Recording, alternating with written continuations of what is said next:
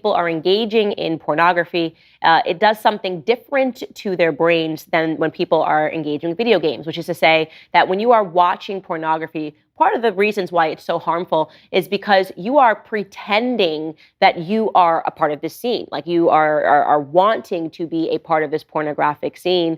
And so there is this intimacy that you are establishing between your brain and what you're watching. Whereas I believe people that play video games don't play video games because they imagine themselves as being a part of the scene. I gave the example of me playing Mario Kart when I was a child. I used to play Mario Kart, I used to play Sonic. I was not going home to play Mario Kart because I had this pent up anger about road rage. And I just thought, oh, it would be so great to be Mario and to be able to throw bananas into the road. And I can just release this by playing Mario Kart. That was the description that I gave. What is up, guys? It's your boy Andy Matrix, and I have another video about Candace Owens. Now, conservatives always like to attack video games, right? They always like to talk crap about video games this, video games that. However, this video is a little different because she slightly changed the conversation about video games and how video games affect you or whatever, and which is why I decided to make a video about it, right? So I'm not here to try to I actually like Candace Owens, I actually like Candace Owens, so I'm not here to try to bring her down, I just want to make a commentary on this one video that she made, because conservatives, they always, they always have something to say about video games. They just don't understand pop culture, but hey, whatever, let's go ahead and take a look at what she has to say, and I'm going to make some commentary on it. So here's a clip. So I would say my first issue with video games is that I believe that as a rule, save for the people that have managed to somehow make a literal career off of it. I know there are kids that are making millions and trillions, maybe not trillions, but a lot of money playing video games quite literally. But beyond those people who are exceptions, as a general rule, it is a massive waste of your time. When I used to sit around in college and play Mario Kart, or when I used to play Sonic, I'd look up and 3 hours were gone, and you don't go, oh, well, I feel like I've accomplished something. Now, of course, wasting your time is not exactly a sin. I don't have a quarrel with people who wake up every day and do nothing or don't contribute anything to society, just like I have no quarrel with people who wake up and play video games all day. But I think that we can agree that when you evaporate your time doing something so meaningless, you just think, man, I probably should have been doing something else that could have, in fact, benefited me in some way.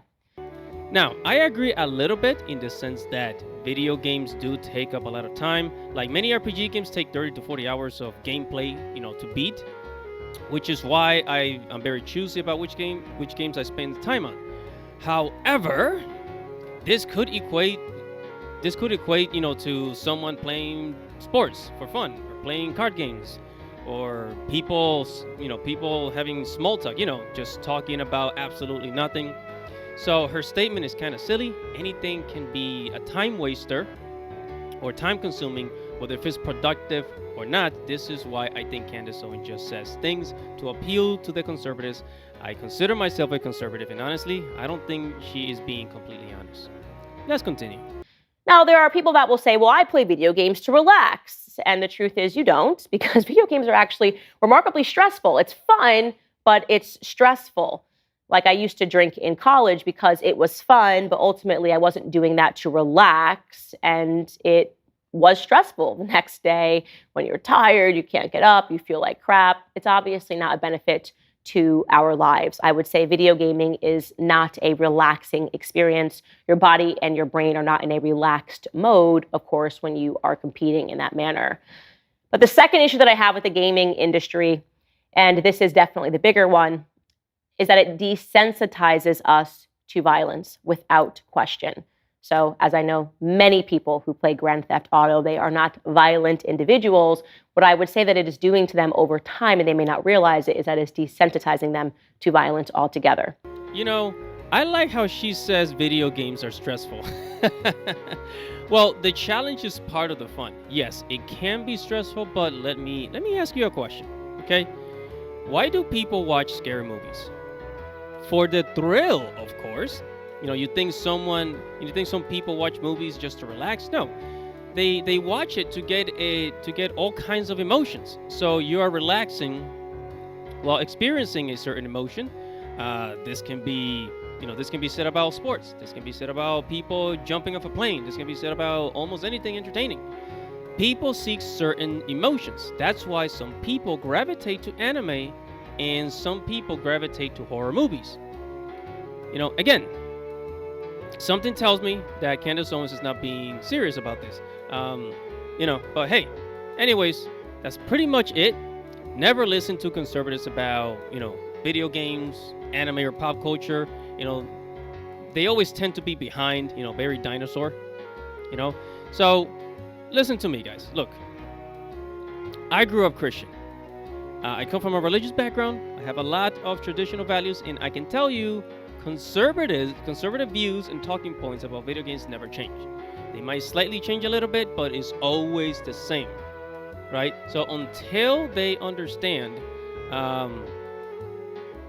until they really get involved with pop culture, they will never win the culture war. Because Candace Owens is talking about that video games desensitize you to violence, but you can be desensitized, to anything. And think about all of the millions of let's say, I don't know, Grand Theft Auto or God of War.